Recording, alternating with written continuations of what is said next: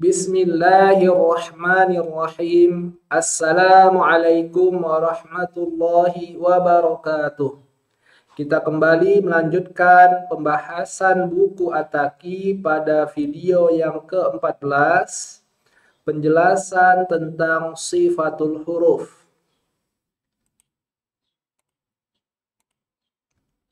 Sifatul huruf, bahasa mudahnya adalah cara kita mengucapkan huruf.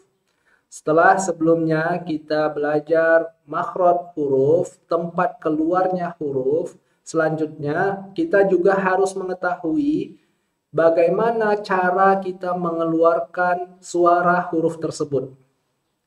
Maka cara mengucapkan huruf tersebut dibagi dalam beberapa aspek.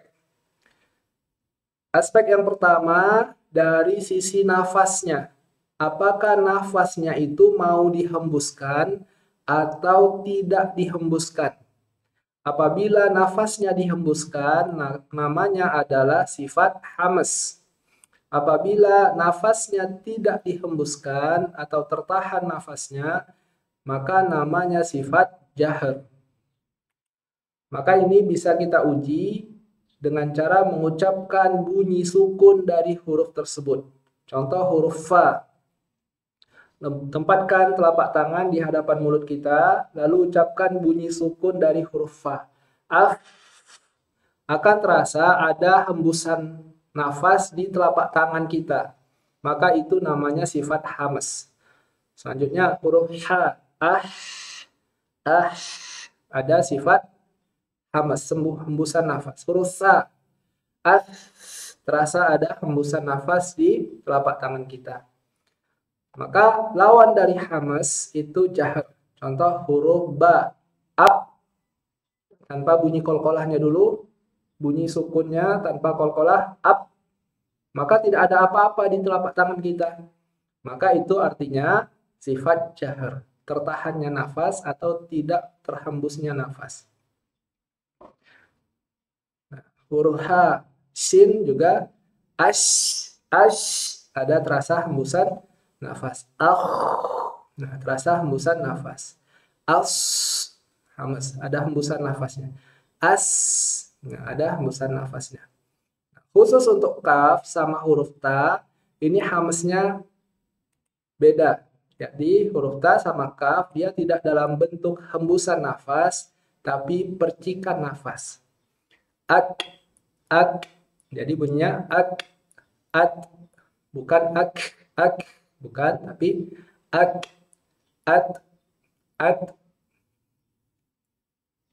Maka selain dari huruf yang punya sifat hamas ini, maka huruf yang lain memiliki sifat jahr.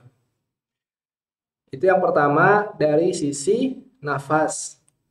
Selanjutnya dari sisi suara, suaranya itu mau kita alirkan atau kita tidak alirkan. Kalau suaranya dialirkan, namanya sifat rokhwah, mengalirnya bunyi huruf. Kalau suaranya tidak mengalir, maka namanya sifat syiddah, tidak mengalirnya bunyi huruf. Kita uji coba dengan bunyi sukun. Jadi bunyi sukun itu adalah jiwanya huruf, jangan huruf yang berharokat. Karena hurufnya kalau berharokat ada dua bunyi di sana, bunyi huruf dan bunyi harokatnya.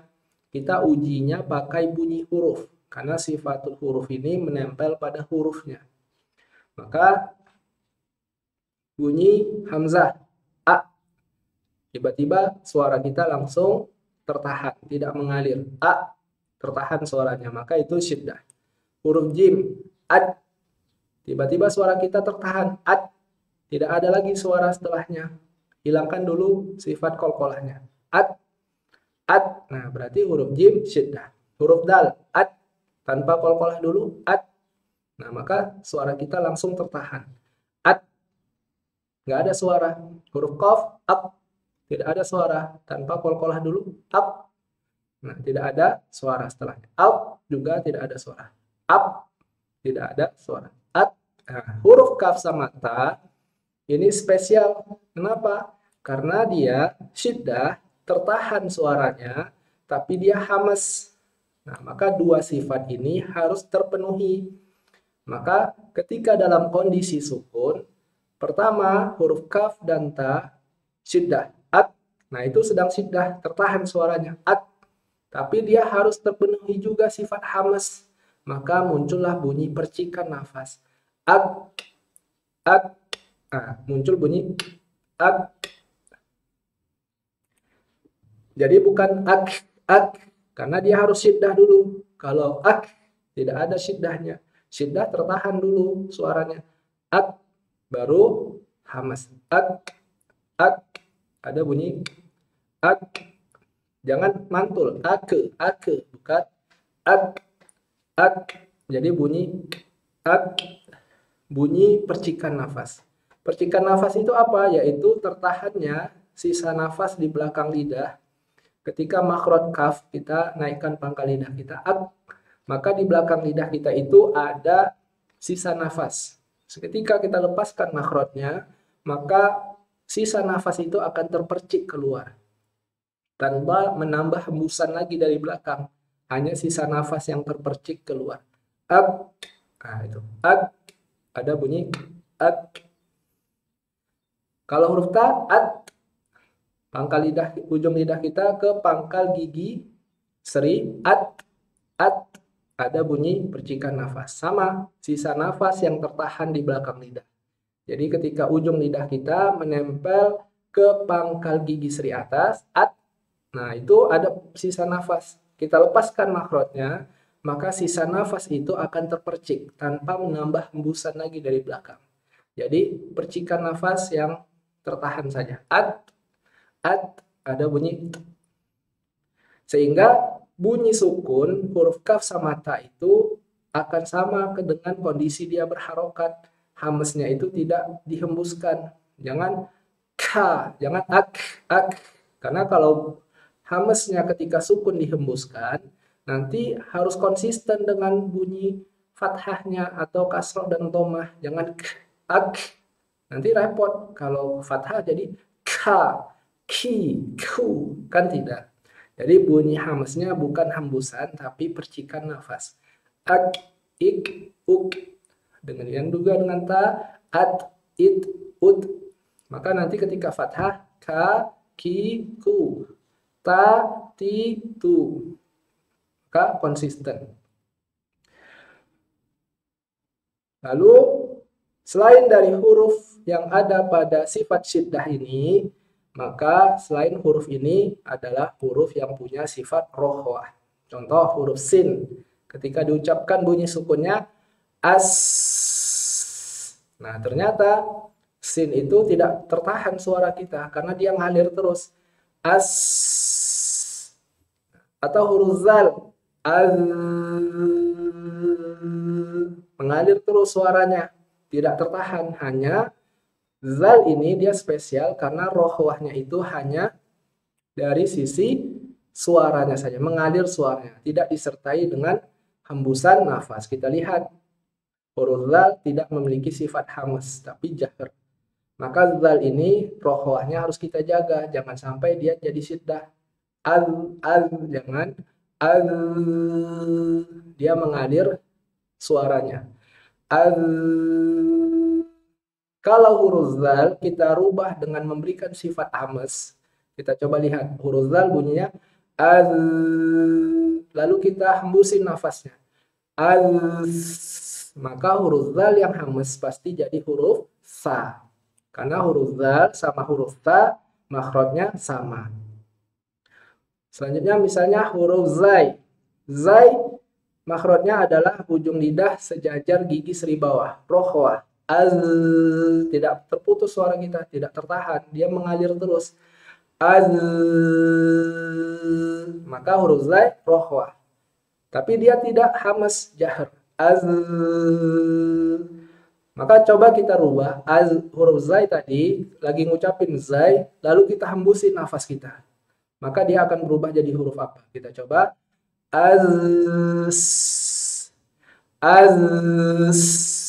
Ternyata ketika zai ditukar sifat jaharnya dari tertahan nafasnya, tidak ada hembusan, kita ganti jadi dengan hembusan nafas, maka zai pasti langsung tertukar jadi huruf sin.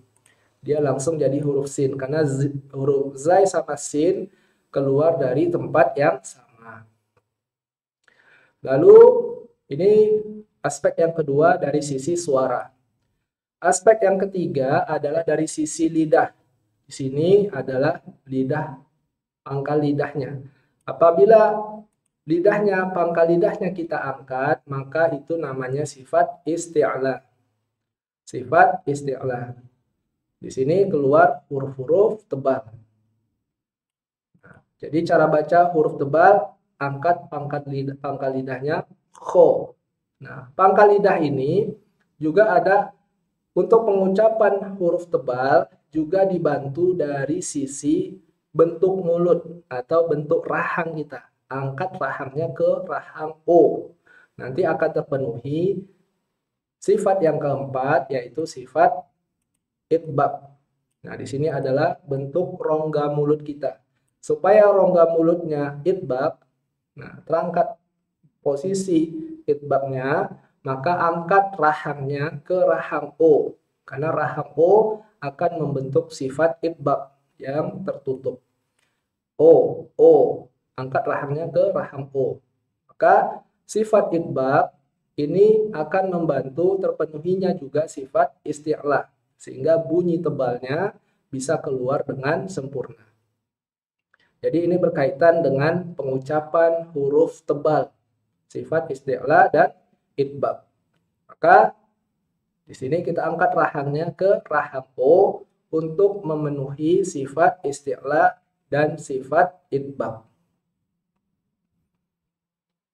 Lalu untuk memenuhi sifat istifal dan infitah ini berkaitan dengan pengucapan huruf tipis.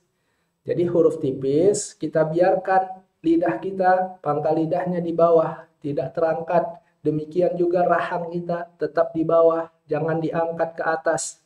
Sehingga dia akan rendah dan terbuka rongga mulutnya. Sehingga posisi yang lidah yang tidak terangkat dan posisi rahang yang terbuka ini akan bisa digunakan untuk mengucapkan huruf tipis.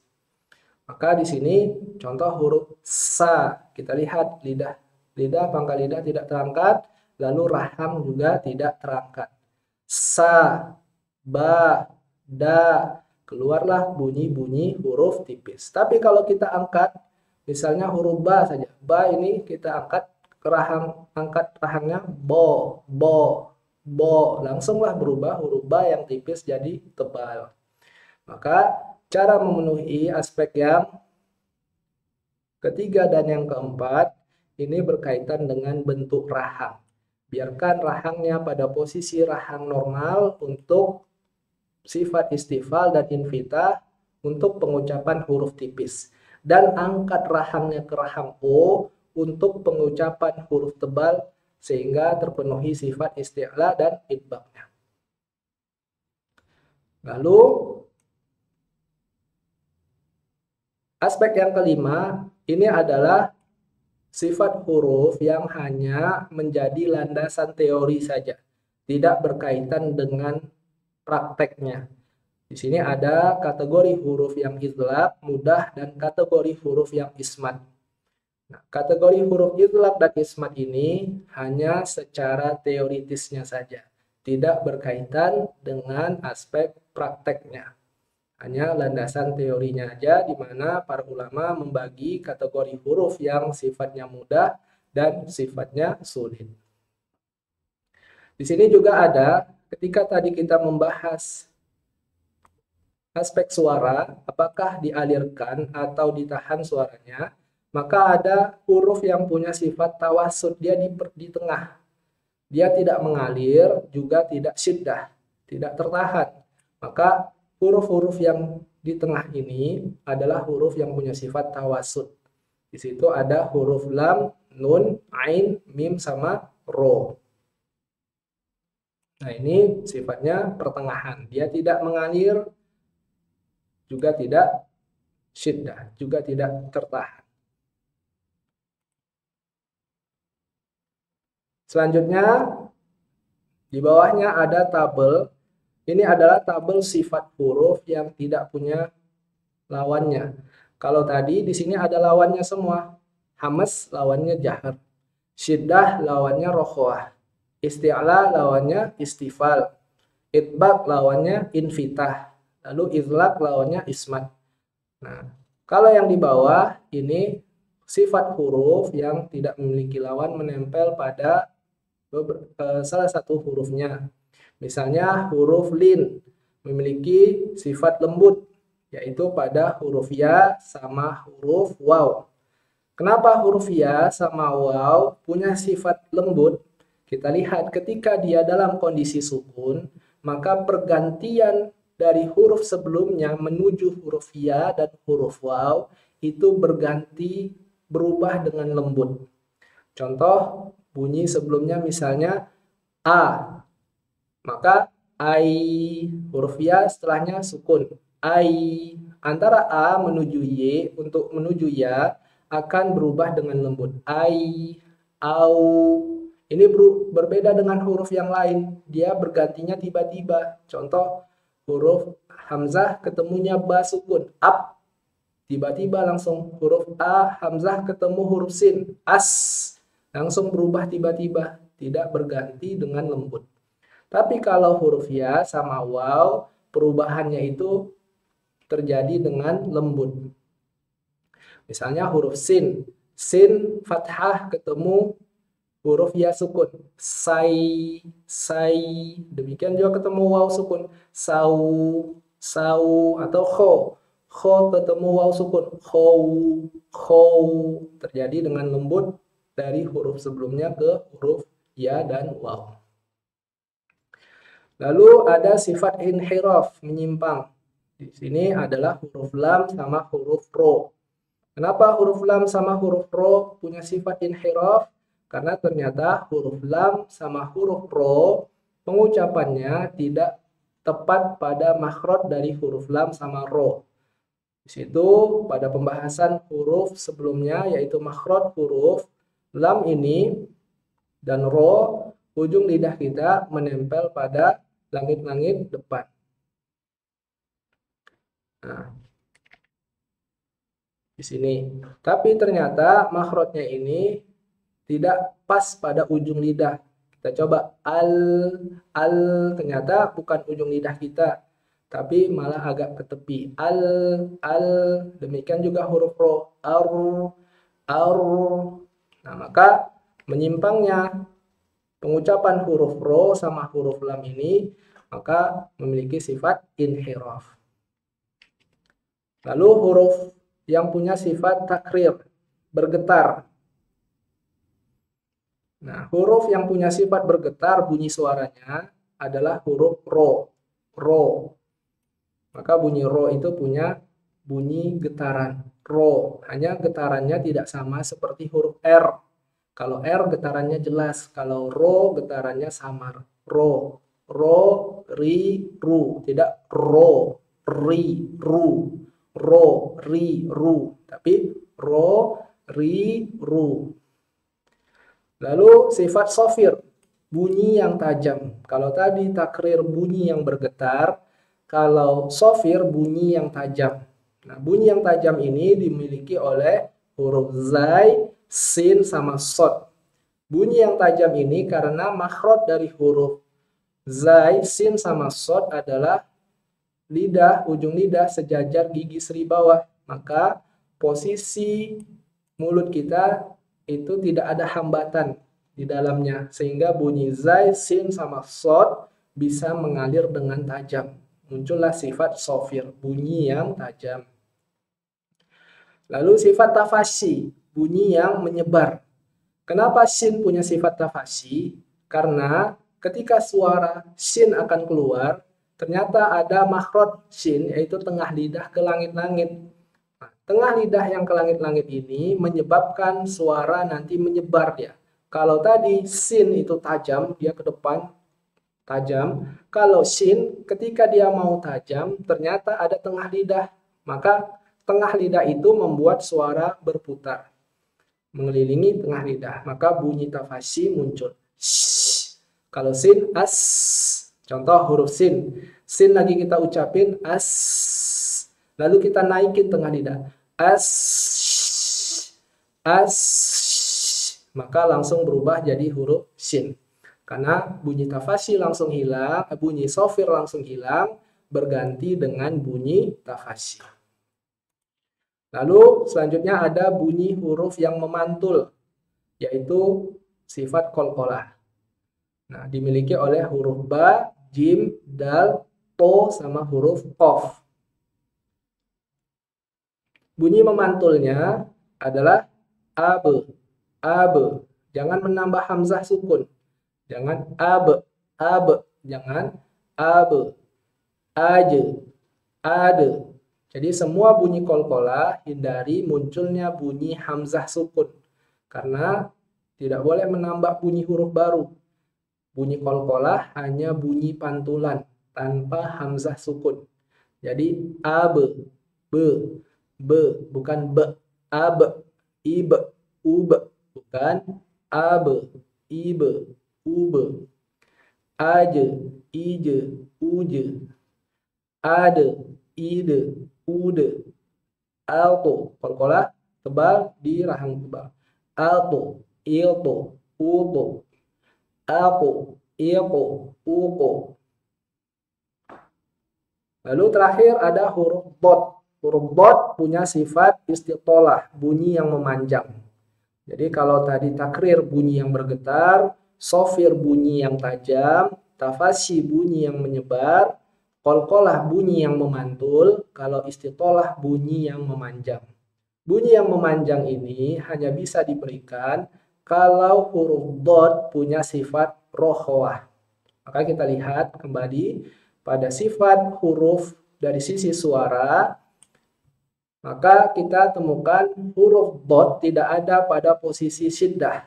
Maka huruf dot pasti berada pada sisi rokhawah. Kalau tidak ada di sini, pasti berada di sini. Maka dot adalah huruf yang punya sifat rokhawah. Kenapa dot punya sifat rokhawah? Karena dot itu suaranya memanjang. Maka sifat memanjang bunyi suara ini hanya bisa muncul kalau huruf dot mengalir suaranya. Maka bunyi dot hanya rokhawahnya dot ini tidak bisa panjang seperti huruf shad. Kalau shad rokhawahnya panjang, mengalirnya panjang. As, kalau dot tidak. Dia mengalir tapi tidak bisa panjang. Do, bi, du. Baik, ini dia untuk penjelasan tentang sifat huruf. Nanti kita akan bahas lebih lengkap untuk masing-masing hurufnya pada pembahasan selanjutnya. Kita cukupkan. Assalamualaikum warahmatullahi wabarakatuh.